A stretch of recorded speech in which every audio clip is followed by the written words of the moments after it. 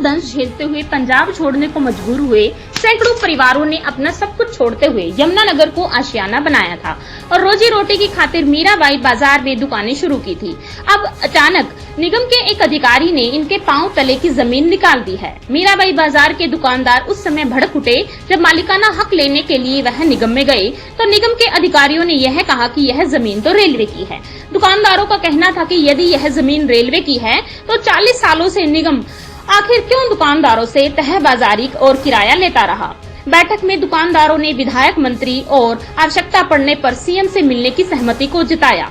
दुकानदारों का कहना था कि लगभग 700 दुकानों वाले इस मार्केट के लोग उजड़ जाएंगे क्योंकि हर दुकान पर कम से कम 4 से 5 कर्मी काम करता है। हजारों लोगों के चूल्हे बंद हो जाएंगे। आपको बता दें कि मीराबाई बाजार एसोसिएशन के बैनर तले आज मीराबाई बाजार के सैकड़ों दुकानदार एकत्रित हुए और दुकानदारों के मालिकाना हक को लेकर बातचीत की गई। बैठक के पश्चात दुकानदारों ने निगम अधिकारियों के बयान की कड़ी निंदा की और कहा कि इसके विरोध में स्थानीय विधायक, मंत्री और सीएम तक जाएंगे।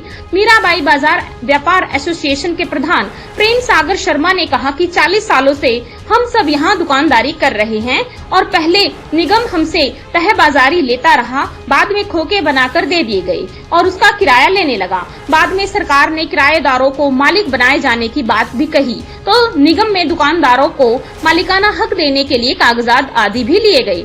आज जब दुकानदार निगम में गए तो आरोप है कि डीएमएससी अशोक ने कहा कि बाजार की जमीन निगम की नहीं बल्कि रेलवे की है, हम इसमें कुछ नहीं कर सकते। डीएमएससी के इस बयान से दुकानदार भड़क उठे और यह बात कही कि जब मीराबाई बाजार के दुकानदारों तक पहुंची तो सभी प्रधान की दुकान के आगे एकत्रित हुए। एसोसिएशन के प्रवक्ता राजकुमार शर्मा ने कहा कि बाजार की लगभग 700 दुकानों पर 45 लोग काम करते हैं।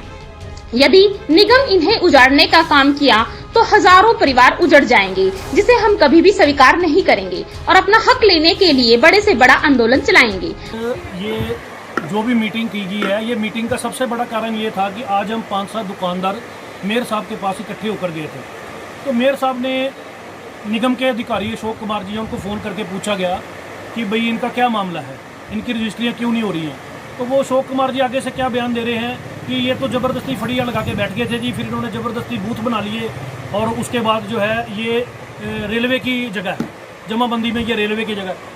तो दुकानदारों में इसी बात का जो है इतना बड़ा रोष आ गया कि भाई आज अचानक से ये कहाँ से रेलवे की लाइनें बताने लगे हैं, क्योंकि इनको रजिस्ट्रियाँ करनी पड़ गई है।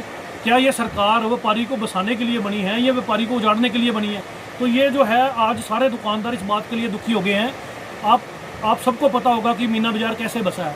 मीना बाजार में लोग कोई पंजाब से उजड़ कर आके किसी ने दुकानें बनाई हैं, कोई कहीं से उजड़ कर आके, लोग गरीब लोग थे जिन्होंने अपनी मेहनत से इस बाजार को बसाया। अब ये मेहनत से बसाया हुआ जो बाजार है, क्या ये बीजेपी सरकार उजाड़ देगी इसको? हैं? अब ये बीजेपी सरकार में ये जो अधिकारी, हमारी अपनी सरकार बीजेपी सरकार में जो ये अधिकारी जवाब दे रहे हैं कि ये तो रेलवे की जगह है, तो ये जरा भी हमारे को बर्दाश्त नहीं हो रही है। हम सब इस बात को लेकर बहुत ज़्यादा दुखी हैं कि हमारी सरकार होते हुए ये ऐसे काम हमारे हो रहे हैं।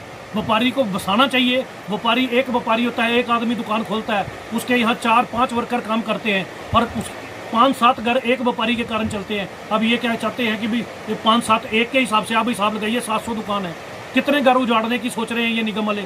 और निगम वाले जो गलत बयानबाजी कर रहे हैं, जो भी वो अशोक कुमार जी हैं, मैं उनको कह देना चाहता हूँ कि उनकी अधूरी जानकारी है। ये पहले इसको जो है अलाट किया गया था, इस मार्केट को अलाट किया गया था। अलाट करने के बाद जो यहाँ से तय बाजारी ली जाती थी, चौटाला सरकार ने इस तय बाजारी को किराएनामे में बदला था और किराएनामे के बाद ये किराया ले रहे हैं। कैसे किराया ले रहे थे ये? अभी आपको थोड़े समय पहले की बात पता होगी, इन्होंने हमारी सारी दुकानें सील कर दी थी। खबरनामा हरियाणा के लिए यमुनानगर से सुमित ओबरॉय की रिपोर्ट।